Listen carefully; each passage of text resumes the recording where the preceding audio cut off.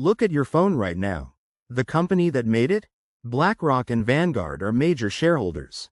Your laptop? Same story. The streaming service you're watching this on? You guessed it. The breakfast cereal you ate this morning. The gas station you filled up at. The airline you flew on last summer. All of them. These two names appear over and over again at the top of shareholder lists for nearly every major corporation on Earth. But here's what makes this even more bizarre. Most people have never heard of them. They don't advertise. They don't have storefronts. They operate almost entirely in the shadows, yet they collectively manage over $15 trillion in assets. To put that in perspective, that's larger than the entire economy of China, the world's second largest economy. It's more money than the GDP of every country on Earth except the United States. So what exactly are BlackRock and Vanguard? And how did two companies you've probably never heard of end up controlling such a massive portion of the global economy?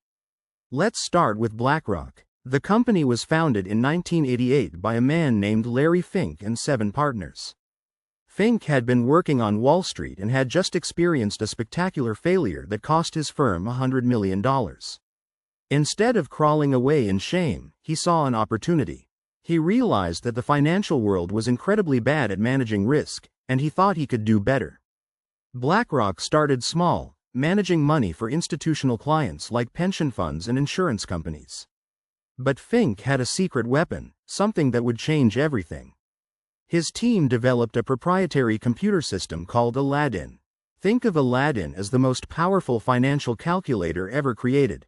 It analyzes millions of data points every single day, assessing risk across every imaginable investment scenario.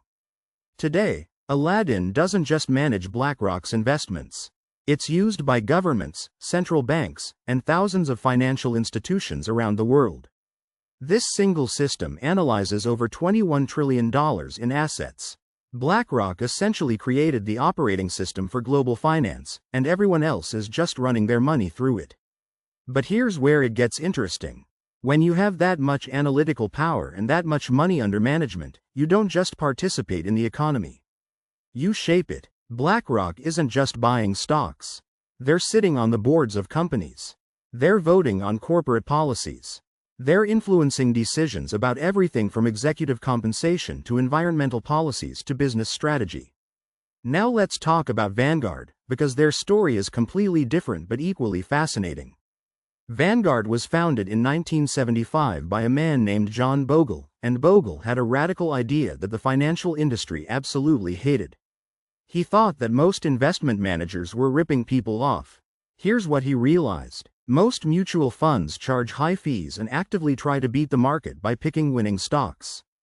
But study after study showed that most of these managers couldn't actually beat the market consistently.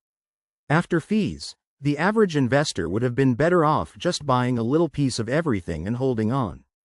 So Bogle created the first index fund available to regular investors. Instead of trying to pick winners, an index fund just buys a tiny piece of every company in a particular market. If you buy an S&P 500 index fund, you're buying a small slice of the 500 largest American companies. When the overall market goes up, you go up. Simple, cheap, effective. Wall Street despised this idea. Bogle was essentially saying that most financial professionals were useless middlemen. But investors loved it, because it worked and it was cheap. Today, Vanguard manages over $8 trillion in assets, and they've pioneered a structure that makes them even more unusual. Vanguard isn't owned by outside shareholders or a single billionaire. It's owned by its funds, which means it's essentially owned by the investors who put money into those funds.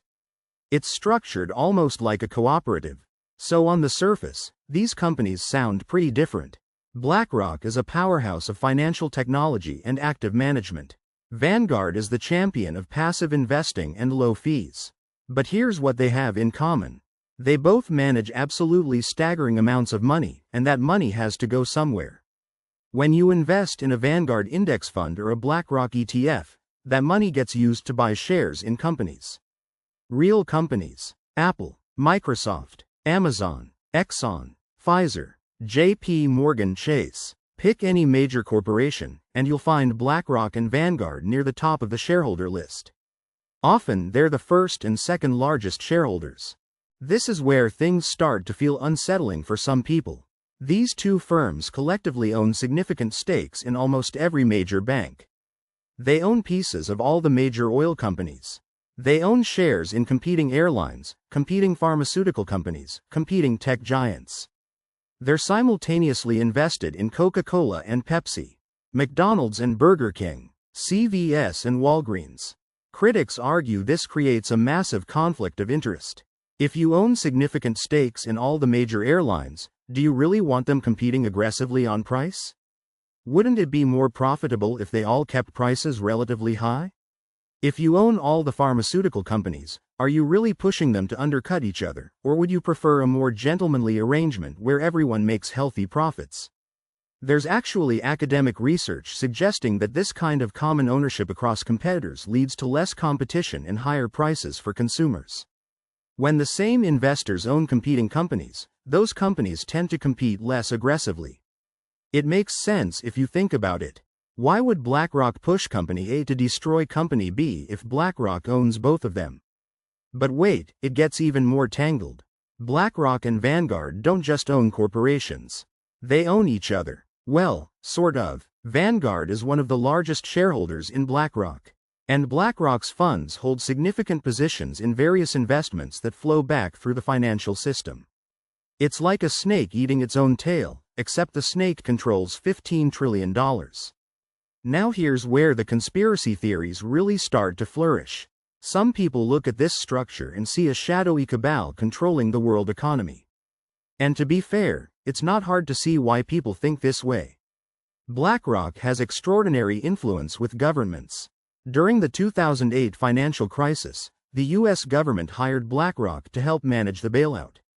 When the pandemic hit in 2020, the Federal Reserve again turned to BlackRock to help manage emergency lending programs. Larry Fink, BlackRock's CEO, sends an annual letter to corporate leaders that's become almost as influential as Warren Buffett's shareholder letters. In recent years, Fink has used these letters to push companies on issues like climate change and social responsibility. When the head of a firm that controls $10 trillion tells corporations they need to take climate change seriously, they listen. This is real power. But here's where we need to pump the brakes on the conspiracy thinking, because the reality is more complicated and in some ways more mundane. BlackRock and Vanguard don't actually own all these trillions of dollars. They manage it. There's a crucial difference. When you invest money in a Vanguard index fund, Vanguard doesn't own that money. You do. Vanguard is just holding the shares on your behalf. If you want to pull your money out, you can. Vanguard can't just decide to sell all their Apple shares and buy gold instead. They're legally obligated to follow the mandate of their funds. Similarly, BlackRock is mostly managing other people's money. Pension funds, endowments, sovereign wealth funds, and millions of individual investors. BlackRock can't just do whatever they want with it. They have fiduciary duties and legal obligations. But this doesn't mean they have no power. Far from it. Even though they're managing money on behalf of others, they typically get to vote the shares. This is huge. When BlackRock owns 5% of Apple on behalf of its clients, BlackRock's executives decide how to vote those shares on corporate matters. They're choosing board members. They're voting on executive compensation. They're influencing corporate policy. So what does all this mean for the average person? Why should you care that these two companies have their fingers in every pie? First, it means that a very small number of people have extraordinary influence over the global economy. The executives at BlackRock and Vanguard are making decisions that ripple across every industry. They're not elected. They're not really accountable to the public. But their power is undeniable. Second, it raises real questions about competition. When the same institutional investors own all the major players in an industry, market dynamics change. The incentive structure shifts. Some economists argue this is contributing to rising corporate profits, increasing inequality, and higher prices for consumers across everything from airline tickets to prescription drugs. Third, it concentrates systemic risk. Remember how Aladdin, BlackRock's risk management system, is used across the financial industry. That means a huge portion of the global financial system is essentially running on the same assumptions and models. If those models are wrong, if there's a blind spot that Aladdin doesn't account for, the entire system could be vulnerable. But here's the paradox. BlackRock and Vanguard also represent millions of ordinary people. Teachers with pension funds, retirees with 401 kiloseconds, middle-class families saving for college. When you invest in a low-cost index fund, which is genuinely one of the smartest financial moves an average person can make, your money flows through these institutions. In a weird way, BlackRock and Vanguard have democratized access to the stock market. 50 years ago, owning a diversified portfolio of stocks was something only wealthy people could do. Today, anyone can open a Vanguard account with a few $1,000s and instantly own a piece of thousands of companies worldwide for almost no fees. That's genuinely revolutionary. So are BlackRock and Vanguard evil empires controlling the world from the shadows?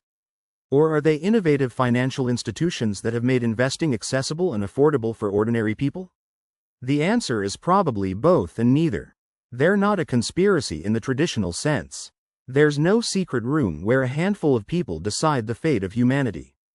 But they do represent an unprecedented concentration of financial power. They are deeply intertwined with governments and corporations in ways that should make us ask hard questions about accountability and governance. The rise of index investing has created a situation nobody really planned for or fully anticipated. When John Bogle created the first index fund, he was just trying to give regular investors a fair shake. He wasn't trying to create institutional giants that would own significant pieces of every major corporation. But that's what happened. As more and more money flows into passive index funds, more and more shares end up being voted by a smaller and smaller number of institutional managers. This isn't necessarily malicious. It's just the logical outcome of a system that encourages low-cost, diversified, passive investing. But the concentration of voting power is real and growing. What's clear is that the current situation is historically unprecedented. Never before have so few institutions controlled so much of the corporate landscape. We're in uncharted territory, and the rules and norms we have were developed for a different era. The thing that should concern us most isn't necessarily that BlackRock and Vanguard are evil or conspiratorial. It's that the system has evolved to concentrate so much power without really intending to, and without adequate public discussion or democratic oversight. These institutions have become essential infrastructure for global capitalism, but we haven't really grappled with what that means. At the same time, these companies provide genuine value. BlackRock's risk management tools probably do make the financial system more stable, at least in normal times. Vanguard's low-cost index funds have saved investors billions in fees and helped millions of people build wealth for retirement.